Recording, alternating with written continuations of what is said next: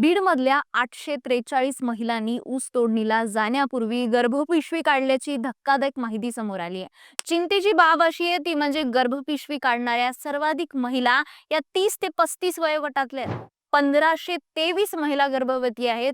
तरी देखील त्या महिला ऊस तोडणीसाठी ऊसाच्या फडात गेल्याची माहिती समोर आली आहे. बीड जिल्ह्यातला दरवर्षी 1,75,000 मजूर ऊस तोडणीच्या कामाला बाहेरगावी जातात. त्यातील 78,000 या महिला मजूर असतात. दिवाळीनंतर बीड जिल्ह्यातल्या ऊसतोडणी कामगार दुसऱ्या जिल्ह्यात किंवा दुसऱ्या राज्यात ऊसतोडणीसाठी जात असतात. डिसेंबर ते कधी जानेवारी पर्यंत हे ऊस तोडणी करून हे कामगार घरी परतत असतात. ऊसतोडणीला जाण्यापूर्वी आणि परत आल्यानंतर आरोग्य विभागाकडून या महिला आणि पुरुष मजुरांची तपासणी केली जाते. अलीकडेच राज्यस्तरावरती ऊसतोडणी कामगारांच्या प्रश्नासंदर्भात एक बैठक घेण्यात आली होती आणि त्या बैठकीत हा अहवाल समोर आलाय.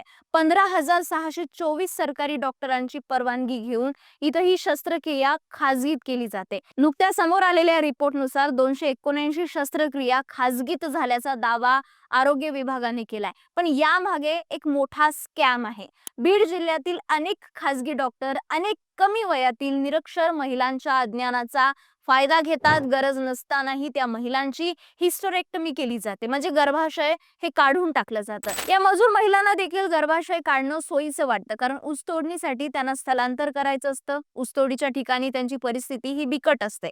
डॉक्टरही त्यांना सांगतात की गर्भपिशवी काढून टाका, तुम्हाला काहीच त्रास होणार नाही. पण अनेक महिलांनी ऑपरेशन नंतर असे अनुभव सांगितले की गर्भपिशवी काढण्याच्या आधी जो त्रास होता त्यापेक्षा गर्भपिशवी काढल्याच्या ऑपरेशन नंतर हा त्रास आणखीनच जास्त वाढला. हातापायच्या शिरा बळतात, थकवा असतो, तरी देखील त्या महिलांना ऊस तोडायला जावं लागतं.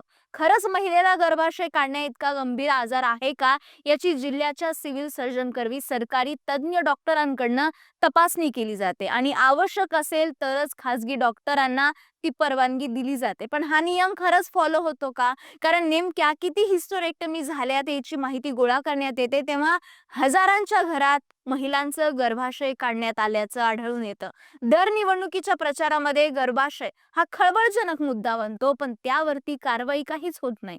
आणि जरी त्या खासगी डॉक्टरांवरती कारवाई करण्याची तयारी प्रशासन दाखवतं, तरी देखील या महिलांना हिस्टेरेक्टमी करणाऱ्या डॉक्टरांनी केस पेपरच दिलेले नसतात. मग कारवाई करण्यासाठी प्रशासनाला अडचणी येतात.